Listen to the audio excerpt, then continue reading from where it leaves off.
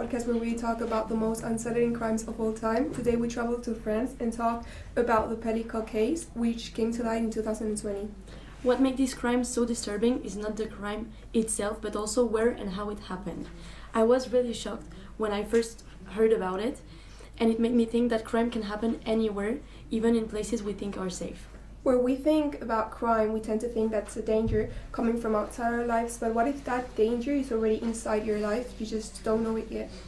The Pelicot case makes us question if private spaces are always safe. It also raises questions about consent, power, and how the internet can make harmful behavior easier. The individual involved in this case is Dominique Pelicot, who was charged with repeatedly drugging his wife, Giselle Pelicot, and selling her body to other men, and this happened over 10 years without her even knowing. So while she was unconscious, he invited men that he met online to hurt her. So all of this happened in their home, a place where people usually feel safe. It was her home shared with her husband. Like they shared a life together, a daughter, a house, everything. Why wouldn't she feel safe? Why would someone imagine that your husband is drugging you and selling your body to other men? It's horrible. It really is disturbing. The thing is, she wasn't the one who figured it out. She actually figured it out because the police told her.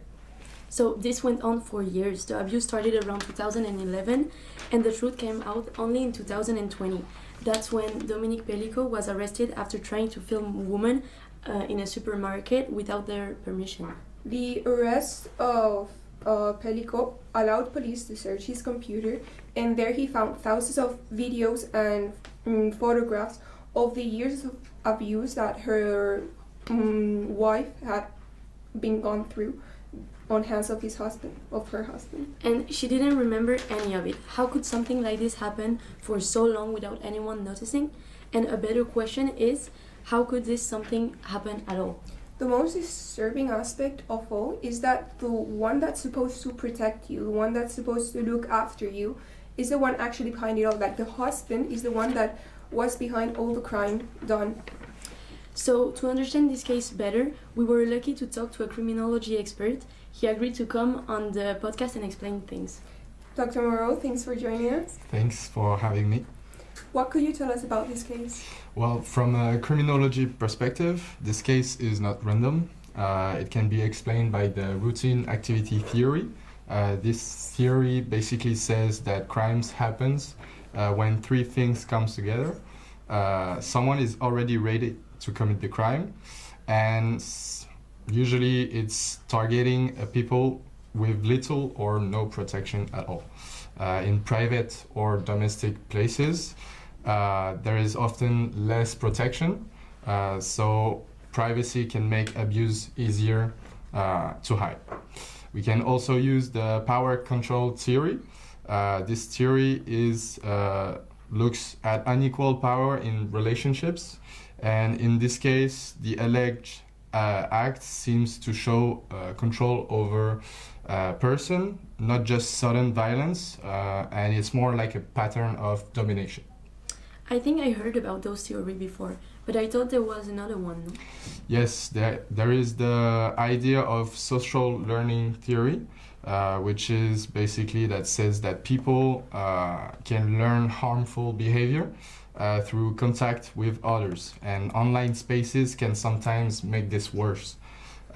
Some communities make abusive behavior seem normal or acceptable, and when that happens, a person may feel less guilty or less moral responsibility through the act.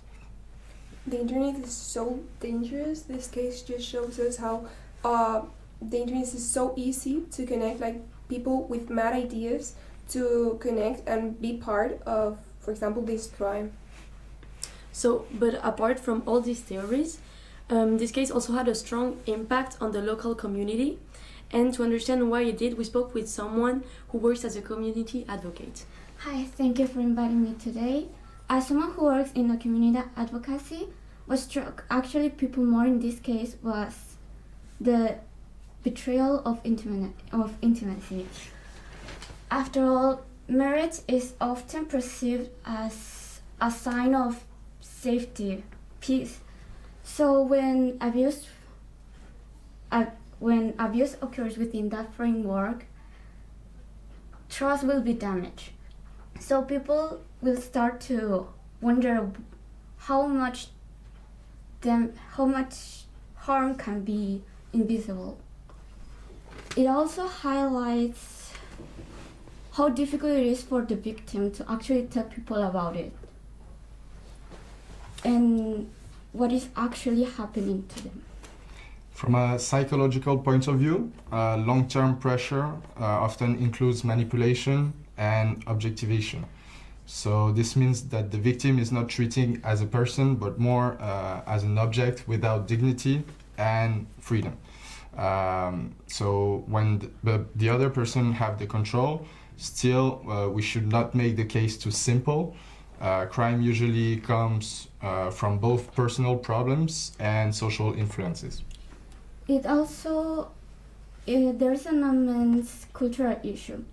People tend to have hesitation to look over like private relationship, and that hesitation will actually like unintentionally protect the perpetrators.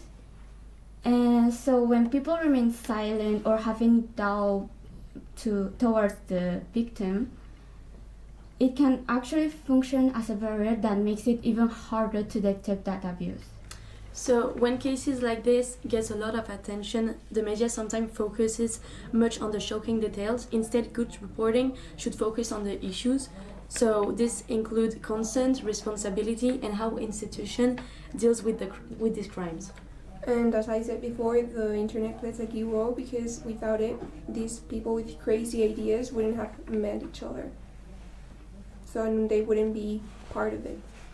For the justice system, prevention is very important. It is necessary to understand the pattern of force control and the role that digital spaces can play in abuse.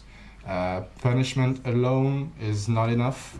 We also need to look at the deeper causes behind this kind of crimes.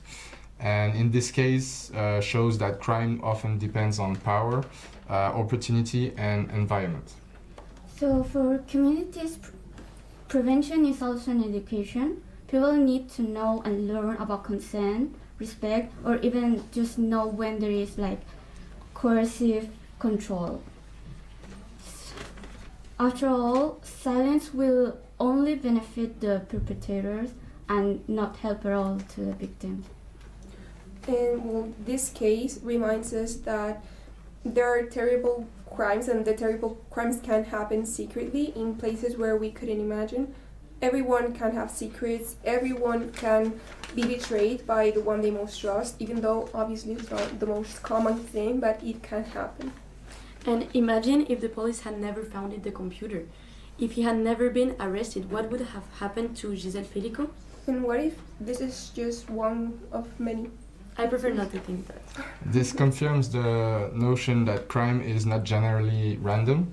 It depends on the dynamic of power, opportunity, and the atmosphere of where the crime might occur as well. And perhaps the most important question is, how do we protect ourselves without losing trust with others? Or how do we remain alert without being like Become suspicious. without becoming suspicious of every single private space? Yeah. Well, with all of this has been Spectre. And thank you for listening. Bye. Bye.